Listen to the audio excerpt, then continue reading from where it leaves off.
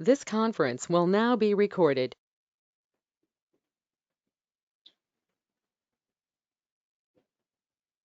अच्छा जी, आज बिस्मिल्लाहिर्रहमानिर्रहीम। आज हमारे पास एक बड़ा ज़बरदस्त टॉपिक है जो हमारे कंट्री से रिलेटेड भी है। इस क्वेश्चन के इस एरिया के अंदर हम मुख्तलिफ आज चीज़ों को डिस्कस करेंगे। इसके साथ आज मैंने बड़े अच्छे क्वेश्चंस आपके लिए बनाए। कल मैंने आपको व्हाट्सएप में वो सेंड भी किए थे। कुछ और चीज़ें भी इसके साथ डिस्कस करेंगे। तो इंशाल्लाह आज इस पूरे टॉपिक को हम कंप्लीट करेंगे। हमारे आज के टॉपिक का नाम है agricultural income, right. Sir excuse me. जी जी, सर मुझे प्रमोट कीजिएगा सर। कुछ लोगों का ना इशू आ रहा है, उसे उनका कनेक्ट ही नहीं हो रहा। मैंने आपको प्रमोट किया हुआ है। नहीं सर, मेरे पास नहीं है।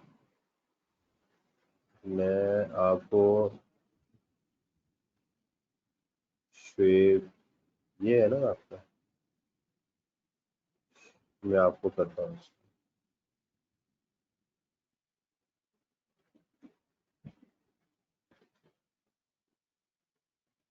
ये चला गया आपका नाम।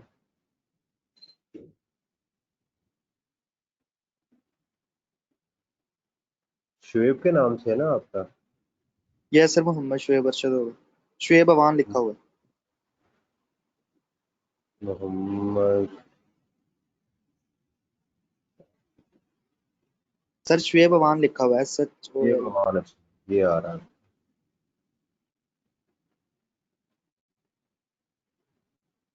जी, कर दिया मैंने।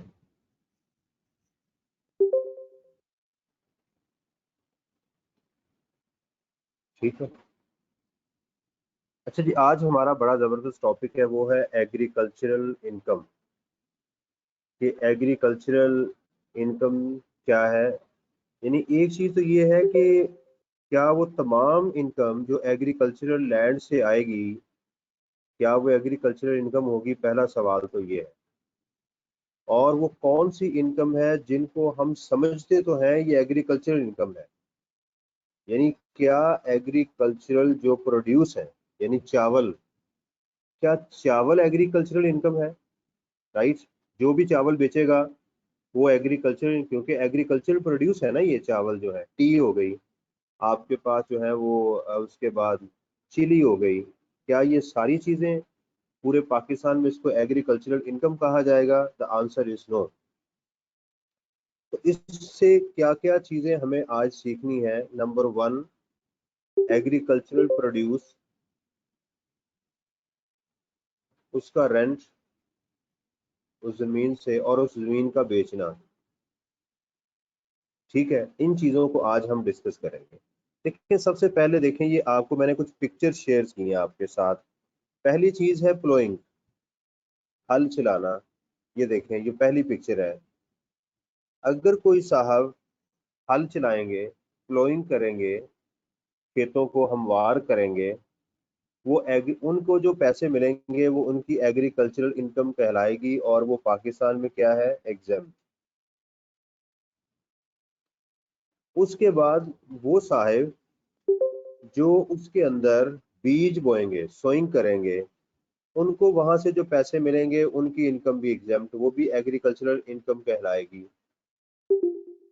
उसके बाद नेक्स्ट स्टेप के ऊपर वो लोग जो इसको पानी देंगे, ठीक है, पानी का इंतजाम कर रहे हैं, जो भी कर रहे हैं, उनकी वो भी एग्रीकल्चरल इनकम कहलाएगी, वो भी क्या होगी?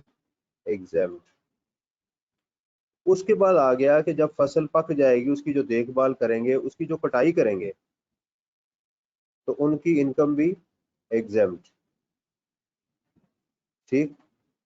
उसके बाद उसकी कटाई करने के बाद अगर उसके ऊपर कोई प्रोसेस किया जाएगा, जैसे थ्रेशिंग है, जैसे आप चावलों को उसमें से वो निकालते हैं ना, हस्क में से, ठीक है ना, तो उन लोगों की इनकम भी एग्जाम्प्ट। ठीक है। उसके बाद क्या है कि जो लोग इसकी पैकिंग करेंगे, ठीक है, क्योंकि जाहिर बात है कि वो फसल जो कटेगी उसको पैक करके ही आपने आगे बेचना है ना। वो इनकम भी एग्जाम्प्ट, वो भी एग्रीकल्चरल इनकम में आएगी। ठीक, उसके बाद उस फसल को जो लोग स्टोर करेंगे, ठीक है, वो जो उसको स्टोरेज आप होगी उसकी इनकम भी एग्जाम्प्ट। उसके बाद वो लोग जो उसको मार्केट में लेकर जाएंगे उनकी इनकम भी एग्जाम्प्ट होगी। ये बात समझ आ रही है? और इस सारे प्रोसेस में एक है ऑनर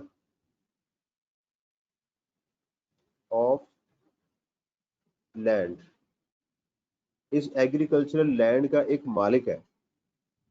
अच्छा, उसकी जो इनकम होगी वो भी एग्जाम्प्ट। यानी ये तो वो लोग हैं ना जो काम कर रहे हैं, जो आपको पिक्चर नजर आ रही है, कोई हल चला रहा है, कोई बीज बो रहा है, कोई पानी दे रहा है, वो फसल काट रहा है, जाहिर बात है उसके मज़ारे हैं, उनको पेमेंट कर रहा है, वो सारा कुछ कर रहा है। तो इन तमाम लोगों की इनकम एग्रीकल्चरल इनकम कहलाएगी और वो क्या होगी? एग्जाम्प्ट होगी। उसके बाद आ गया जमीन का ऑनर, ठीक है, जिसने ये फसल बेची, उसकी इनकम भी एग्जाम्प्ट। ठीक है, उसकी इनकम भी क्या हो गई? एग्जाम्प्ट। तो पूरी सप्लाई चेन जो थी यहां तक जो थी वो पहुंचने तक क्या हो गई? एग्जाम्प्ट हो गई। अच्छा, लेकिन ये भी हो सकता है कि ये खुद फसल ना बेचे, ये अपनी जमीन को किस पे दे दे? रेंट पे दे दे। तो उसका जो वहां से रेंट उसको मिलेगा वो भी एग्जाम्प्ट, उस पर भी कोई टैक्स नहीं होगा। अंडरस्टैंड? तो ये सारे प्रोसेस के अंदर इसको हम एग्रीकल्चरल इनकम कहते हैं और ये हमारा सेक्शन है, सेक्शन 41। ये पहली चीज थी। ठीक है, इसको, ये एक इम्पॉर्टेंट हमारी चीज थी कि ये तमाम लोगों की इनकम जो है हमारे पास एग्जाम्प्ट होगी। लेकिन एक चीज जरा देखिएगा कि अगर आप किसी चीज को बेच सकते हैं मार्केट में और वो एज इट इज यूज हो सकती है, क्या कहा मैंने? एज इट इज यूज हो सकती है, लेकिन आपने उसके ऊपर प्रोसेस कर दिया, उसका अब क्या होगा? अब वो जो है वो जो नेक्स्ट आप प्रोसेस करके बेचेंगे वो अब एग्जाम्प्ट नहीं होगी। फॉर एग्जाम्पल, हम एग्जाम्पल लें कि आपने राइस जो थे उसकी आपने काश्त की, कल्टीवेशन की आपने, राइट। राइस के जितने प्रोसेस हैं उसको बीजने से लेके काट के मार्केट तक जाने तक, ये सारे एग्जाम्प्ट। मसलन आपकी जो कॉस्ट ऑफ राइस है, जो आपने लोगों को पेमेंट की, फॉर एग्जांपल आपने पानी लगाने वाले को पेमेंट की, हल चलाने वाले को पेमेंट की, आपने बहुत सारे लोगों को पेमेंट की, आपकी टोटल कॉस्ट आ गई 100। आपने बीज भी परचेज किए, आपने उसमें सारा कुछ किया और आपने उसको मार्केट में बेच दिया जाके 1000 रुपये में। तो आपकी इनकम कितनी है? 900। This is exempt. ठीक है, ये समझ आ रही? ये आपने क्या किया? रॉ मटेरियल खरीदा और राइस बना के मार्केट में बेच दिए। ये जरा बात याद रखनी है आपने। 900 क्या हो गई? एग्जाम्प्ट हो गई। लेकिन एक बात याद रखें कि अगर आपने इसके ऊपर एक नया प्रोसेस कर दिया चावलों के ऊपर, ठीक है, आपने क्या किया कि राइस फ्लोर बना दिए। फिर नहीं खाई कभी आप लोगों ने? यस सर, मैंने खाई। हाँ जी, माशाल्लाह, ये शुएब ने खाई, बाकी तो मेरा ख्याल किसी ने नहीं खाई। अल्लाह का शुक्र है, फिर नहीं खानी भी नहीं है आपने। तो क्या तो चीज? राइस, वो पाउडर नहीं होता चावलों का जिससे फिरनी बनती है, शादी ब्याह में जी आम सर, जो है ना वो डिश होती है। बहुत दफा खाई है सर। जी सर, खाई खाई है सर। बड़ी, जी माशाल्लाह, जी माशाल्लाह। चलिए, अल्लाह ताला आपको पास करे, फिर जो है ना वो खिलाइएगा अपने उस्ताद को भी। अच्छा, तो राइस उसने क्या किया कि बजाय चावल बेचने के उसने उसका पाउडर बना दिया और उसको मार्केट में बेच दिया और वो बिक गए 1500 के। ये बड़ा इंटरेस्टिंग आगे सीन आ गया। ये टैक्सेबल है। अब ये क्या है? ये टैक्सेबल एक्टिविटी है। क्यों भाई? आपका एग्रीकल्चरल जो प्रोसेस था वो राइस तक कंप्लीट हो गया था, यहां तक उसका एंड हो गया था। अगर आप एग्रीकल्चरल प्रोड्यूस को किसी और एक्टिविटी में यूज करेंगे, दोबारा सुनना, ये बड़ा इंपॉर्टेंट पॉइंट है, आप एग्रीकल्चरल प्रोड्यूस को, you are the producer of the agriculture and you use that agriculture produce in next activity, आप उसको यूज करते हैं, that activity is taxable, that activity is taxable. लेकिन बड़ी जबरदस्त चीज ये देखिएगा कि अब आपका गेन कितना है, टैक्सेबल अमाउंट कितनी होगी, बड़े ध्यान से सुनना आपने। देखें, आप अगर चावल बेचते तो चावल कितने एग्जाम्प्ट थे, कितने के बिकते थे, 1000 के। अगर बेच देते तो लॉ कहता मैं आपसे कोई पैसा नहीं लूंगा, यानी यहां तक आपकी इनकम एग्जाम्प्ट है, 1000 रुपये तक हम आपसे कोई पैसा नहीं ले रहे, जो उसकी मार्केट वैल्यू या सेल प्राइस है। मैंने उसके ऊपर प्रोसेस कर दिया, मैंने क्या किया, उसके ऊपर प्रोसेस कर दिया और उसको आगे 1500 का बेच दिया। अब लॉ कहता है कि ये जो तुम्हारी इनकम है ना, ये जो एग्जाम थी, अब यही तुम्हारी कॉस्ट ऑफ सेल ट्रीट की जाएगी। तो हम कहेंगे कि मेरी जो सेल है, सेल वैल्यू है 1500 और मैं कहूंगा cost of sale is equal to 1000, तो मेरी टैक्सेबल इनकम कितनी आएगी, 500। अच्छा अब एक मिनट सुनिएगा, अच्छा अब आप कहते हैं कि भाई मेरा एक्चुअल कॉस्ट तो 100 आई है, मेरी एक्चुअल कॉस्ट कितनी आई है, 100 आई है, लेकिन आप कॉस्ट ऑफ सेल 1000 क्यों माइनस कर रहे हैं।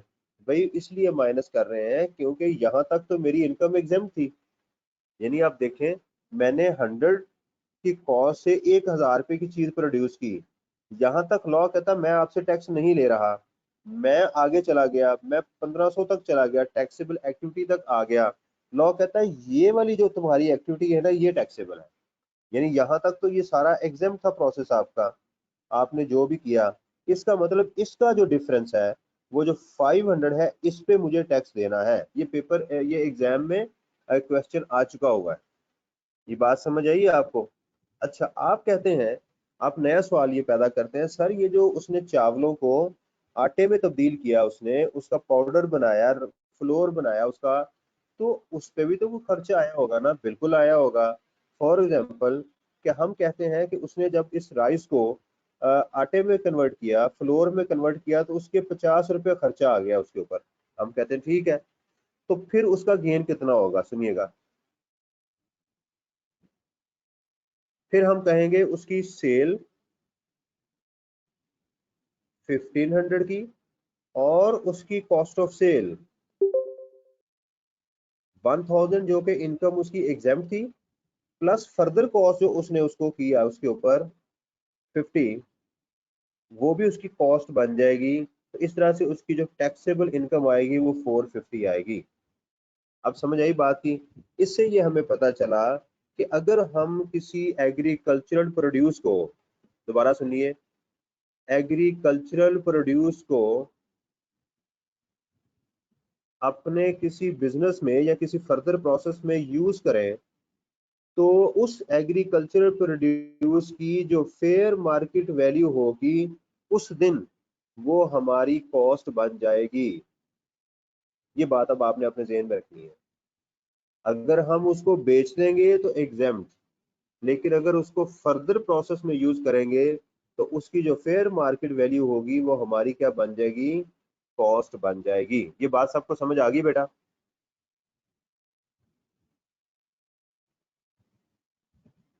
जी, एनी क्वेश्चन।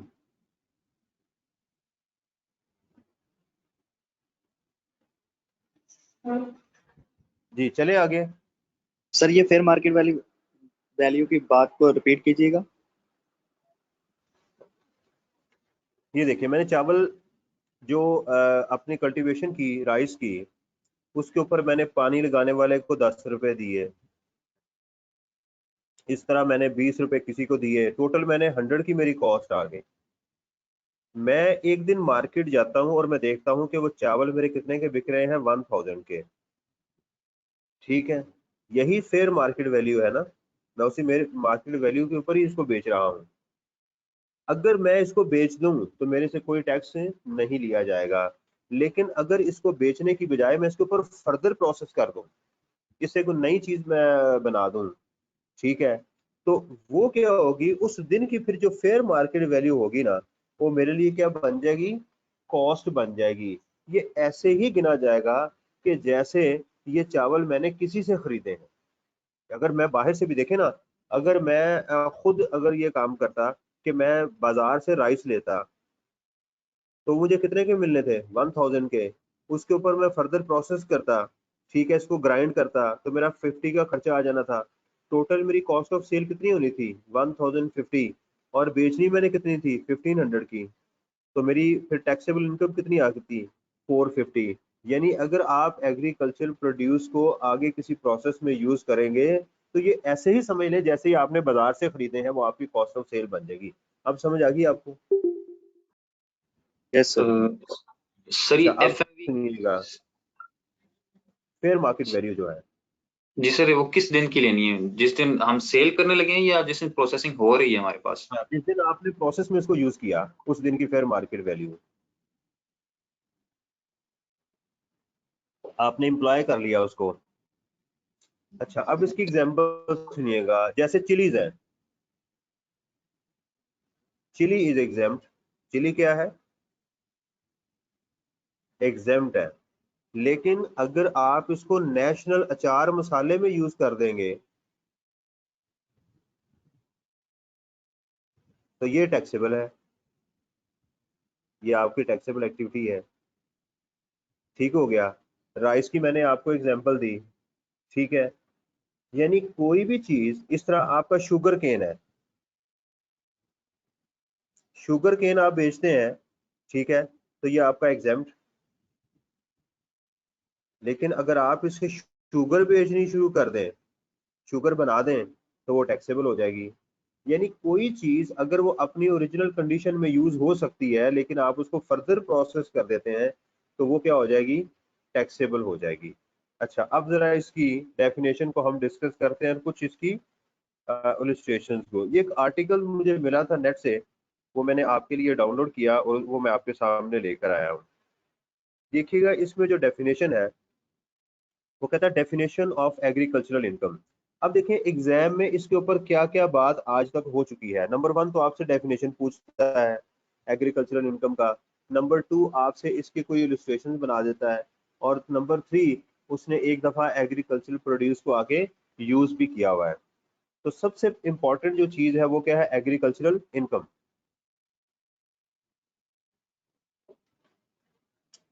कहता है जी एनी रेंट और रेवेन्यू, एनी रेंट और रेवेन्यू। रेंट से क्या मुराद, मैं जमीन किराए पे दे देता हूँ तो वो मुझे रेंट मिलेगा।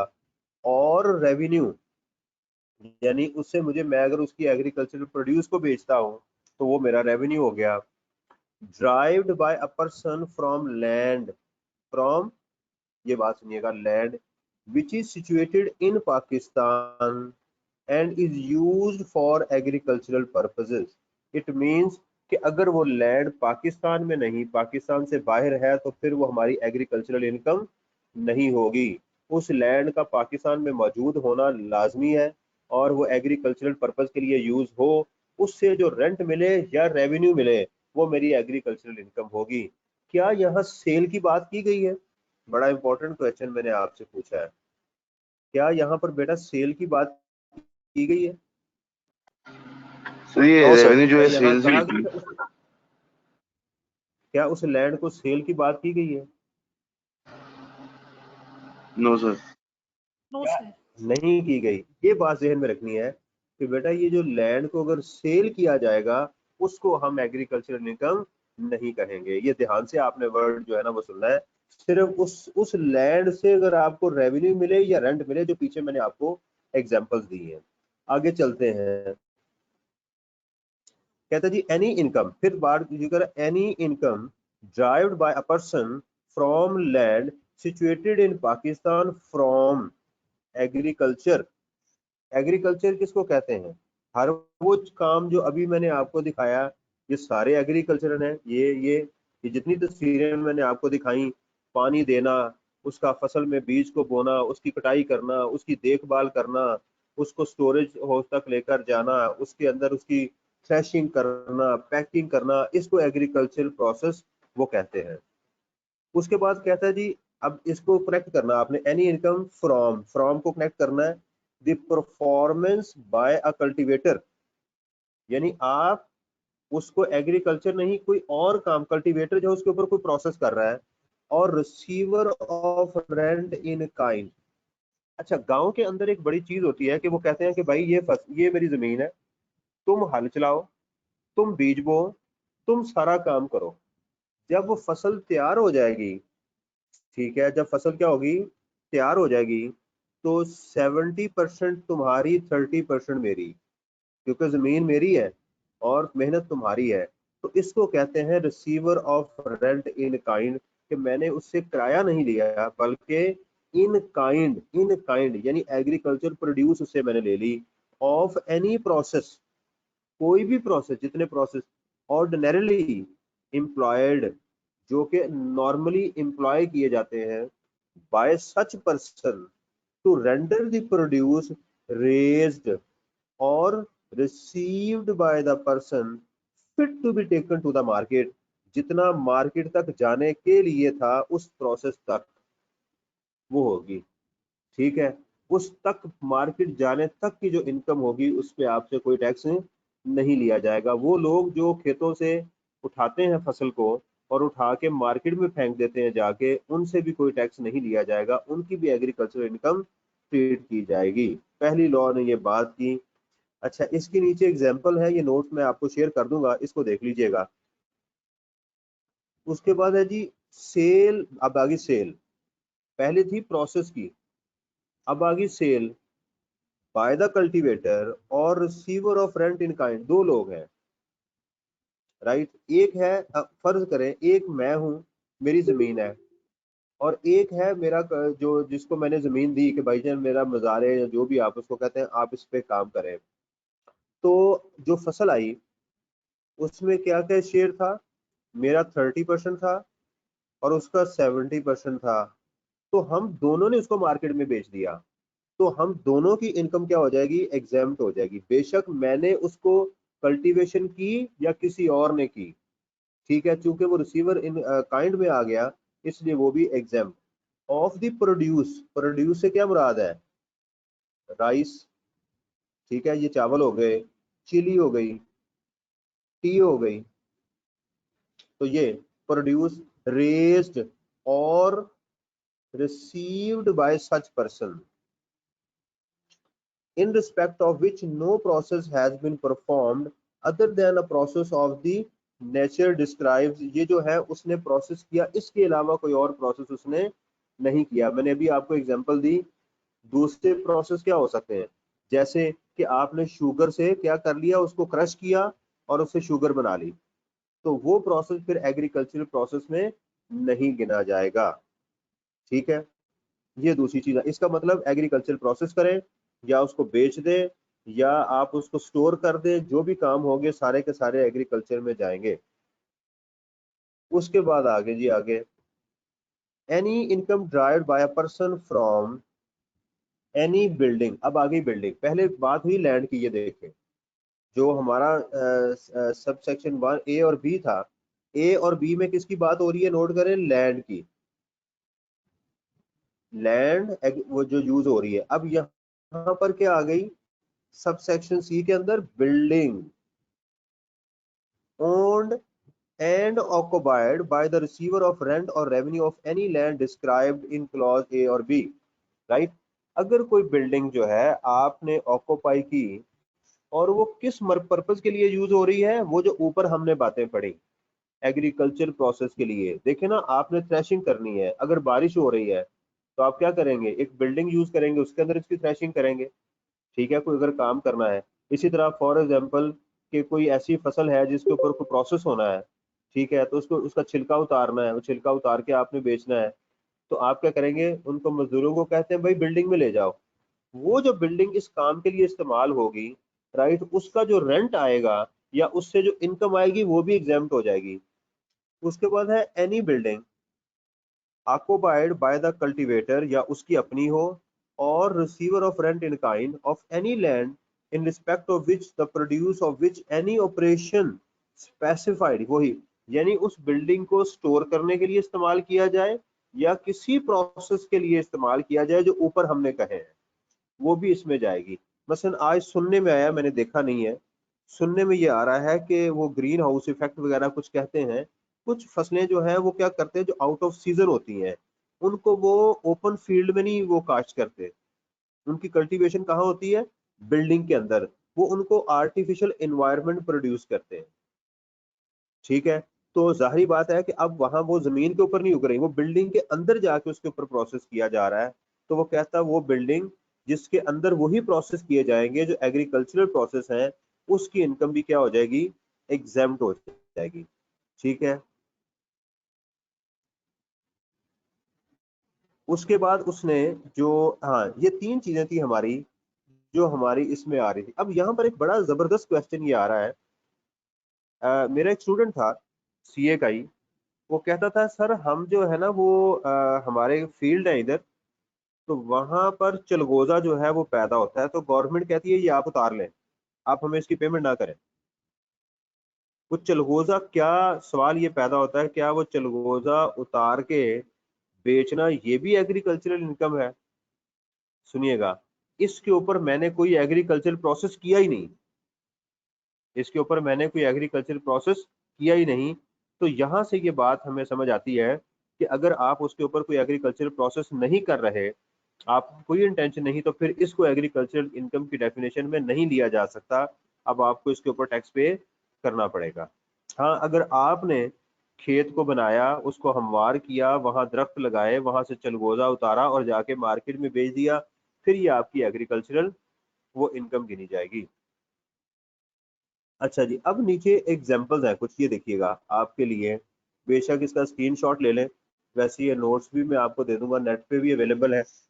ये है agricultural income, income from land use for grazing, घास वगैरह के लिए, उसे वो जो जानवर छोड़ देते हैं उसके लिए आप कहते हैं ठीक है जी मेरी फील्ड आप फसल को यूज करें। T, fruits, flowers, income from horticulture, बागबानी के लिए, फ्रूट नर्सरीज, कल्टीवेटेड फॉरेस्ट, इन सब के लिए जो है वो यूज होगी। कौन सी इनकम नॉन एग्रीकल्चरल होगी, यानी जो मिक्स करते हैं लोग? Fee charge for cutting down timbers, ठीक है। यानी एक साहब ये जो हमारे इसमें जाएं कलाम की साइड के ऊपर, तो वहां पर दरख्त जो है ना वो काटने पे बड़ी पाबंदी है, ठीक है ना। तो वहां जो लोग दरख्त काटते हैं वो अच्छी खासी उसकी पेमेंट लेते हैं, ये आपकी एग्रीकल्चरल इनकम नहीं कहलाएगी।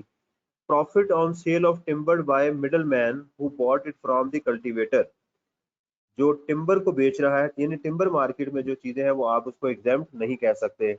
Income from sugar, T, rice, rice factory जो है, इनकी इनकम भी इसमें एग्जाम्प्ट नहीं होगी। हाँ, अगर आप उस जो है वो पत्ती को बेचते हैं, यानी आप एग्रीकल्चरल प्रोसेस करने के बाद उसको बेचते हैं, तो वो उसमें मेरे ख्याल में एग्जाम्प्ट होनी चाहिए। Income from sale of water for irrigation, sir ji sir ये जिन लोगों की राइस मिल्स होती हैं सर इनको एग्जेम्प्ट होता है कुछ? राइस मिल जो है वो तो एग्जाम्प्ट है ना। राइस की जो, यानी जो खुद उगा के उसको आगे वो बेच रहे हैं, यानी राइस मिल्स जो है वो लेके उसको बेचते हैं, वो तो उनकी इनकम एग्जाम्प्ट है राइस मिल्स की, वो टैक्स दे रहा है इसके ऊपर। सर जो राइस पॉलिश होता है सारा प्रोसेस के बाद वो हाँ, सारा कुछ एग्जेम्प्ट है? पॉलिशिंग जो है ना, पॉलिशिंग, और उसके बाद जो आप उसको सिला बनाते हैं, हीटेड राइस बनाते हैं, वो मेरा ख्याल लोग मार्केट में नॉर्मली वो टैक्स तो नहीं देते, लेकिन वो जो इस डेफिनेशन के अकॉर्डिंगली उनको वहां पर टैक्स लगना चाहिए, क्योंकि वो चावल वैसे बिक सकता था, लेकिन मैंने नहीं देखा कि लोग उसके ऊपर टैक्स देते हैं। यानी जो सेला बनाते हैं, यानी वो इसको प्रोसेस करते हैं, हीट देते हैं चावलों को, मेरा नहीं ख्याल उसके ऊपर वो टैक्स उसको पे करते हैं, वो उसको एग्रीकल्चर इनकम में डाल देते हैं पकड़ के। अच्छा जी, sale of water for irrigation, income from, यहाँ पर एक कंफ्यूजन है, ये उन साहब ने अपनी उनकी जजमेंट है कि पानी उसको देना जो है, मेरे ख्याल में ये एग्रीकल्चर प्रोसेस के अंदर ही आता है। मैं इस बात से एग्री नहीं हूँ, मैंने बताया कि ये सारा आर्टिकल्स है नेट से मैंने उठाया है, तो मैं इस बात से वैसे एग्री नहीं हूँ कि आप पानी दे रहे हैं इरिगेशन के लिए, तो मेरे हिसाब में एग्रीकल्चर प्रोसेस के अंदर ही है, क्योंकि आप पानी नहीं देंगे तो फसल कैसे उगेगी, तो उसका वो हिस्सा है। Income from dairy farming and poultry farming जो है, ये अलग इंडस्ट्री है, इसलिए ये एग्रीकल्चर प्रोड्यूस में नहीं आती, क्योंकि डेयरी फार्मिंग के अंदर जानवर इस्तेमाल होते हैं, जबकि हमारी एग्रीकल्चरल इनकम की जो डेफिनेशन है वो किस में यूज होती है, वो कहाँ कौन सी इनकम है, या वो लैंड से हो या वो बिल्डिंग से हो। इसलिए जो जानवर हैं वो लैंड और बिल्डिंग दोनों में शामिल नहीं होते। इसलिए ये चीजें एग्जाम में आपको कंफ्यूज करने के लिए की जा सकती हैं। अच्छा जी, एक तो ये थी डेफिनेशन जो आपने याद करनी है। इसमें sub section A, sub section B और सी, अगर आप अपनी किताब देखेंगे तो उसमें खालिद साहब ने बड़े आसान तरीके से ये सारी बातें की हुई हैं। अब जरा अपने क्वेश्चन सामने रखिएगा जो मैंने आपको कल क्वेश्चन दिए थे।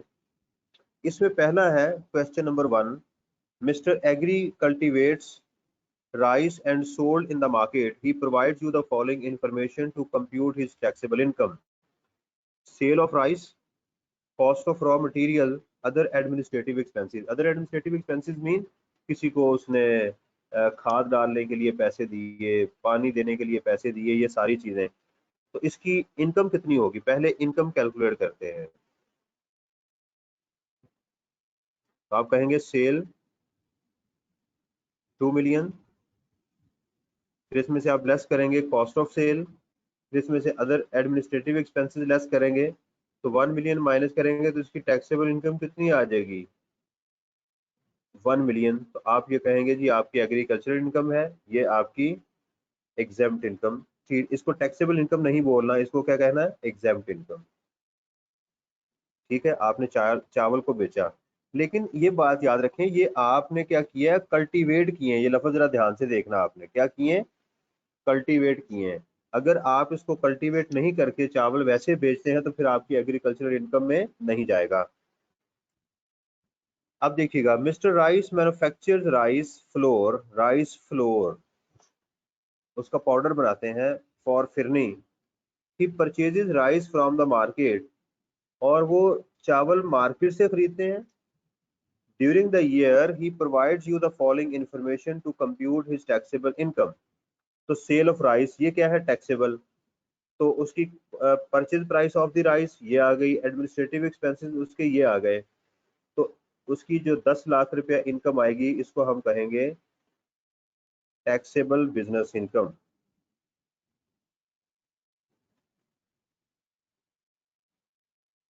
जी बेटा, दोनों में फर्क समझ आई आपको? यानी एक बंदा यस सर। चावल उगा के बेच रहा है, वो एग्जेम्प्ट है, उसको भी 10 लाख रुपया बचा।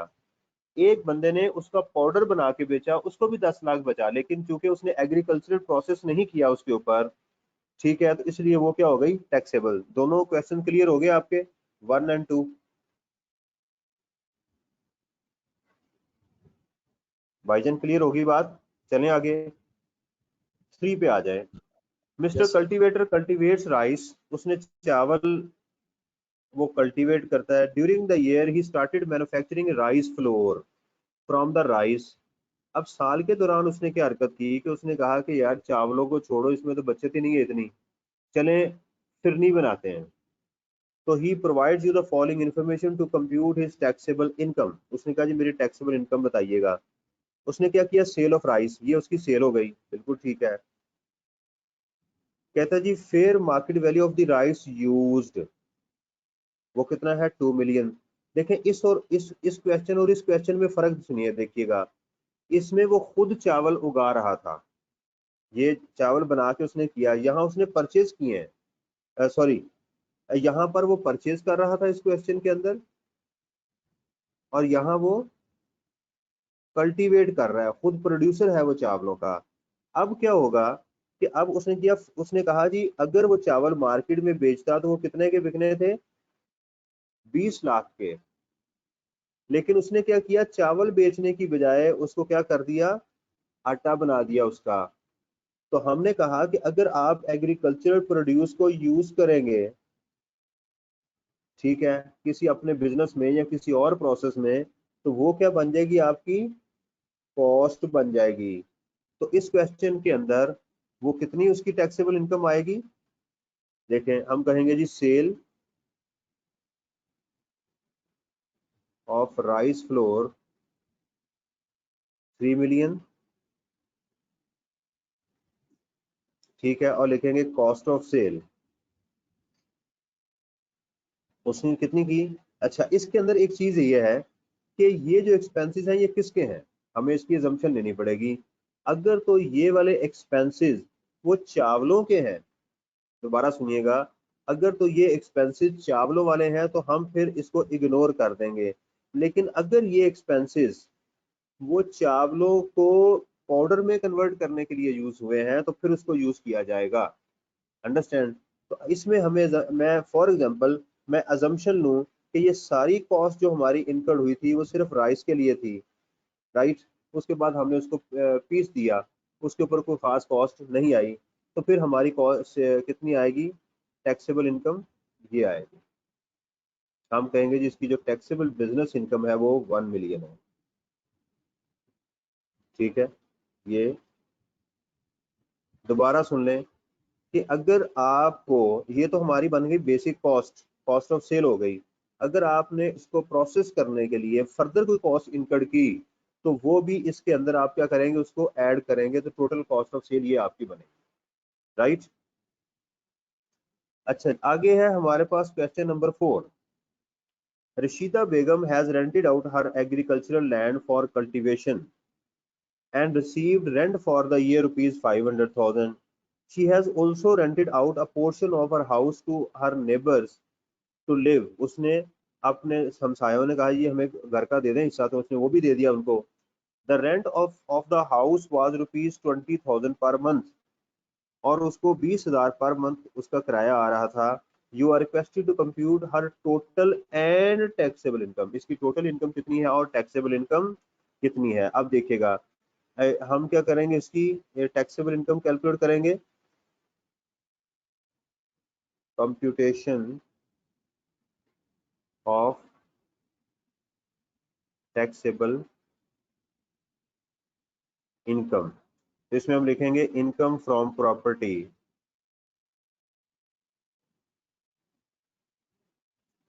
वो कितनी आ जाएगी जी, 5 lakh. Income from property from agricultural land वो आ गई 5 लाख रुपया। ठीक है, बल्कि इसको हमें ब्रैकेट के अंदर लिखना चाहिए। तो हम यहाँ पर लिख देंगे एग्जेम्प्ट, और उसके बाद हम लिखेंगे रेंट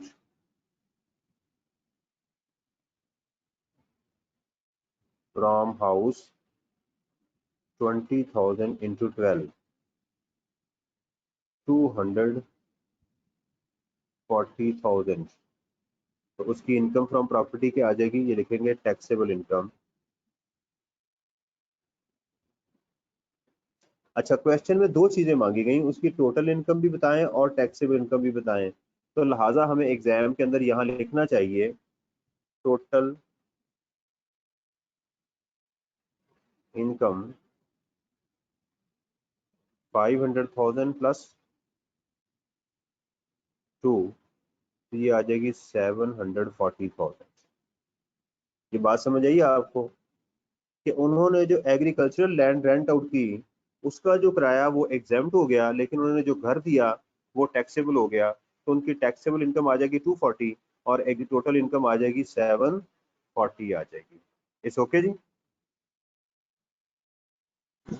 चलें आगे सर चलते हैं जी। सर मैंने पूछा था कि ये इनकम फ्रॉम प्रॉपर्टी का क्वेश्चन जो है सर, ये एग्रीकल्चर इनकम के साथ मिक्स होके आ सकता है?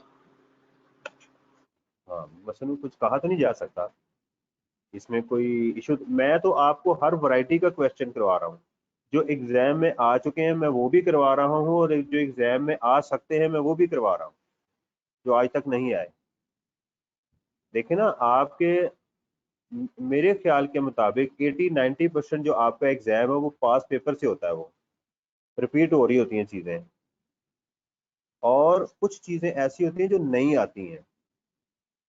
तो टीचर का यही हक होता है कि वो आपको वो चीज़ें भी करवाए जिनकी एक्सपेक्टेशन है। वो कैसे पता चलता है कौन सी चीज़ें आ सकती हैं, एक तो ऑर्डिनेंस में जो चेंज आती है उस चेंज को हमें इनकॉर्पोरेट करना पड़ता है, दूसरा जो प्रैक्टिकल मार्केट के अंदर चेंजेस आ रही होती है हमें वो भी करवाना पड़ती है, वो होती है इसके अंदर। ठीक, ये तो पास पेपर आप जब तक करेंगे नहीं उस वक्त तक आपको पता नहीं चलेगा। अच्छा जी, रशीदा बेगम आगे सुनिएगा, has sold out her agricultural land for 5 million.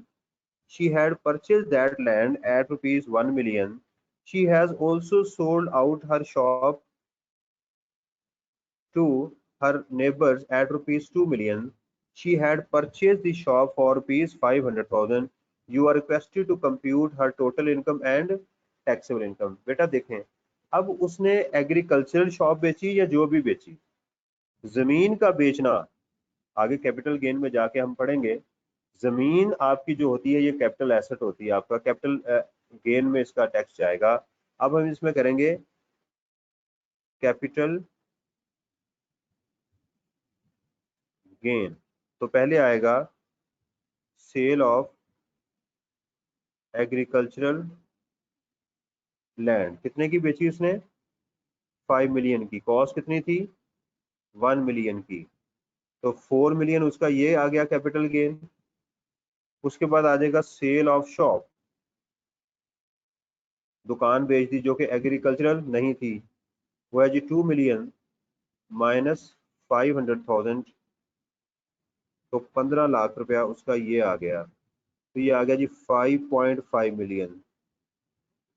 तो आप जरा नोट करें ऊपर वाले क्वेश्चन में और इस क्वेश्चन में क्या फर्क था, यहाँ रेंट आ रहा था वो एग्जाम्प्ट हो गया, ये बात नोट करने वाली है। एग्रीकल्चरल लैंड से रेंट आया एग्जाम्प्ट, ठीक है, यहाँ पर एग्रीकल्चरल लैंड को आपने सेल किया टैक्सेबल, ये फर्क था। इसी तरह आपने उस घर को बेच दिया वो भी आपकी होगी, आपने जो एग्रीकल्चरल लैंड नहीं उससे टैक्सेबल होगा। ये दोनों को 4 और 5 में आपको ये समझाना मकसद था जी। यहाँ पर कोई क्वेश्चन हो तो आप पूछ लें पहले मेरे से।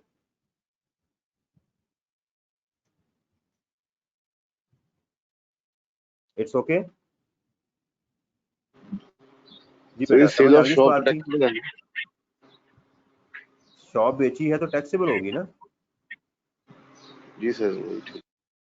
जमीन बेच दे बिल्डिंग बेच दे वो टैक्सेबल है, ठीक। अच्छा अब एक चीज मैं बड़ी आपको जबरदस्त बताने लगा हूँ, इसका ताल्लुक कंपनी के साथ है, ठीक है, ये एक एडिशनल पॉइंट है, हो सकता है आपको एग्जाम में मिले, हो सकता है ना भी मिले। देखें, कुछ ऐसी कंपनीज होती हैं जो एग्जेम्प्ट होती हैं,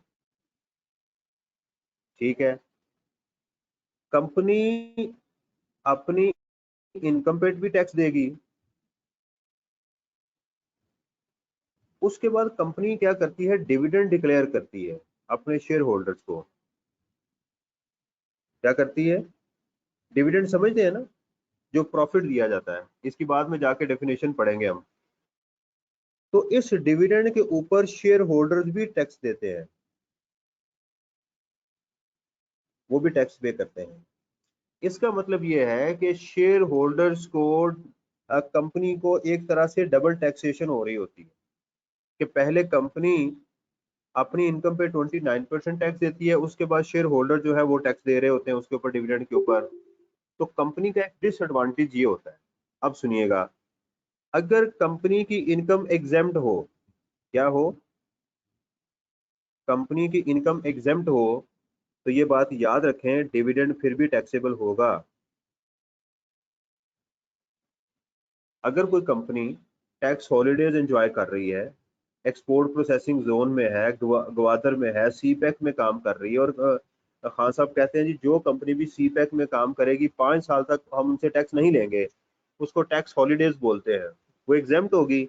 लेकिन वो कंपनी जब अपने शेयर होल्डर्स को डिविडेंड देगी, इट डजंट मीन कि वो शेयर होल्डर की इनकम भी एग्जेम्प्ट होगी, वो सिर्फ कंपनी की इनकम एग्जेम्प्ट है, अगले बंदे की इनकम एग्जेम्प्ट नहीं है।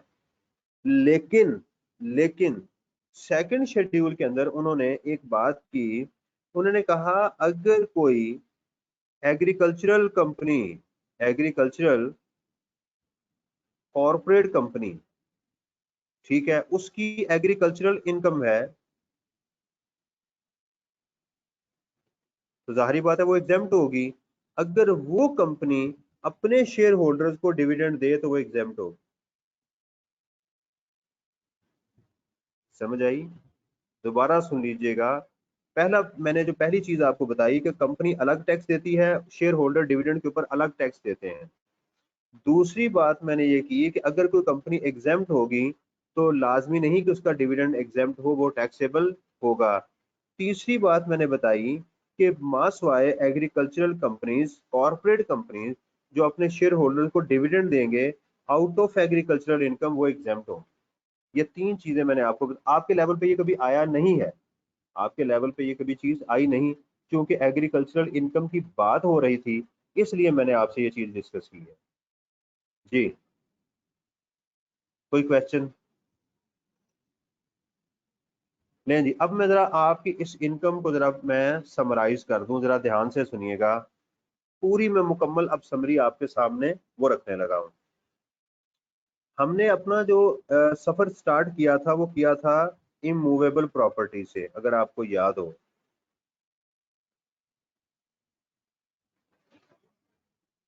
ठीक है, लैंड और बिल्डिंग के साथ। हमारे हेड्स ऑफ इनकम कितने हैं? 5। सैलरी, इनकम फ्रॉम प्रॉपर्टी, ठीक है, उसके बाद बिजनेस इनकम, कैपिटल गेन्स,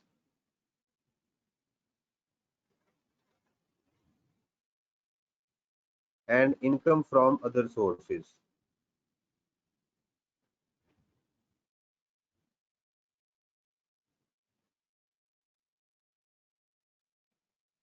समझ आ गई?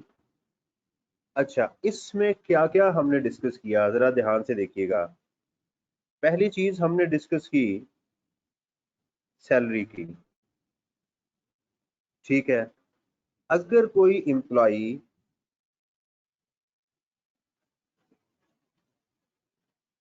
अपना घर में खुद ही टेनेंट हो, खुद ही क्या हो, किराएदार हो, यानी कंपनी में अपने ही घर में वो टेनेंट बना हो, तो फिर उसको अकोमोडेशन गिना जाएगा और अकोमोडेशन के नॉर्मल रूल अप्लाई किए जाएंगे। क्या है वो? कि actual rent of the house और fair market value whichever is higher, और 45% ऑफ द बेसिक सैलरी उसमें ऐड किया जाएगा, प्लस उसकी इनकम फ्रॉम प्रॉपर्टी में भी उसको लेकर जाया जाएगा, लेकिन वहां पर फेयर मार्केट वैल्यू के साथ कंपेयर नहीं किया जाएगा। ये हमने इस चैप्टर में सेल्फ हायरिंग के केस में पढ़ा था, पहली बात। उसके बाद हमने इनकम फ्रॉम प्रॉपर्टी की बात की। हमने कहा इनकम फ्रॉम प्रॉपर्टी में 4 तरह की इनकम है, एस, यू, आर और एफ। इन चारों को अगर इकट्ठा किया जाए तो इनको बोलते हैं chargeable rent. Signing amount is totally taxable, unadjustable amount is 1/10 taxable for 10 year, rent is totally taxable, forfeited deposit is totally taxable. और यही इंडिविजुअल और एओपी की इनकम कहलाएगी। उसके बाद है इसके एक्सपेंसेस। हमने एक्सपेंसेस की भी बात की थी कि इसमें हाँ एक्सपेंसेस अलाउ हैं, किसको? नंबर 1 कंपनी को, या वो इंडिविजुअल और एओपी जिनकी चार्जेबल रेंट 4 मिलियन से ज्यादा हो। और उन एक्सपेंसेस में सबसे पहला था रिपेयर, उसके बाद था कलेक्शन और अदर चार्जेस, फिर उसमें आपके पास थे लीगल चार्जेस, फिर उसमें था taxes other and income tax, फिर उसमें था ग्राउंड रेंट, राइट, उसमें था अनपेड रेंट, उसमें था इंश्योरेंस, ठीक, उसमें था इंटरेस्ट। ठीक है, इसकी 1/5 है ये ऑफ दी चार्जेबल रेंट, और इसकी मैक्सिमम लिमिट है 6% ऑफ दी चार्जेबल रेंट। तो ये भी माइनस करेंगे तो टैक्सेबल इनकम आपकी आएगी। ये 4 चीजें हमने यहाँ पढ़ी थी। उसके बाद हमने कहा कि अगर एक रियल एस्टेट वाला अगर लैंड और बिल्डिंग को सेल कर दे तो वो उसकी बिजनेस इनकम होगी। इसी तरह अगर आप डिप्रिसिएबल एसेट्स को, डिप्रिसिएबल एसेट में क्या आएगा, सिर्फ बिल्डिंग ही आएगी ना। मसलन वो कौन सी बिल्डिंग है, या तो वो फैक्ट्री बिल्डिंग होगी या ऑफिस बिल्डिंग होगी, उसको बेचा जाएगा तो वो भी आपकी बिजनेस इनकम में, यानी लैंड और बिल्डिंग का बेचना बिजनेस में जा सकता है। इसके अलावा अगर लैंड और बिल्डिंग को आप बेचेंगे,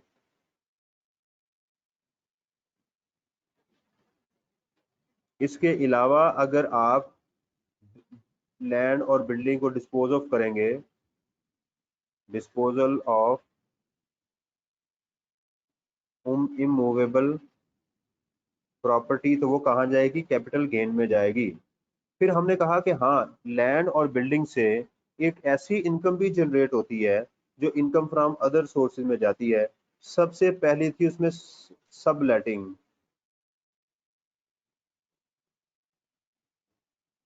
सबलेटिंग यानी एक किराएदार आगे उसको बेच दे। सबलेटिंग ऑफ लैंड और बिल्डिंग, ये इनकम फ्रॉम अदर सोर्सेज में जाएगी। उसके बाद हमने कहा था उसमें था renting of building with plant and machinery, rent of building with plant and machinery. फिर उसके बाद हमने बात की थी ग्राउंड रेंट। अगर आपकी बिल्डिंग है लेकिन आप किसी को जमीन किसी की है उसको रेंट दे रहे हैं, तो उसके लिए ground rent income from other sources में जाएगा। उसके बाद था amount against revenue from against provision of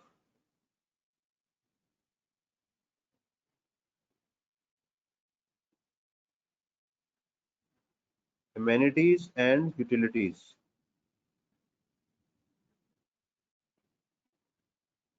उसमें जाएगा।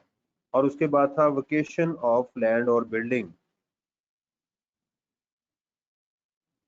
सर ये vocation of building by tenant नहीं था? टेनेंट का था ना, टेनेंट यस के सर। लिए वेकेशन ऑफ लैंड और बिल्डिंग बाय दी, आपने ड्राई दिया मुझे, तो ये भी उसकी 1/10 ये होगी। लें जी, और आज हमने पढ़ा एग्रीकल्चरल इनकम को एग्जेम्प्ट होगी। लें जी, अब मेरा आपको चैलेंज है कि आप पास पेपर उठा लें। ये जो तस्वीर आपके सामने मैंने रखी हुई है, ठीक है, कोई पास पेपर उठा लें, कोई किताबें उठा लें, इंशाल्लाह ताला इमूवेबल जो प्रॉपर्टी है वो इनकम इससे बाहर नहीं आएगी।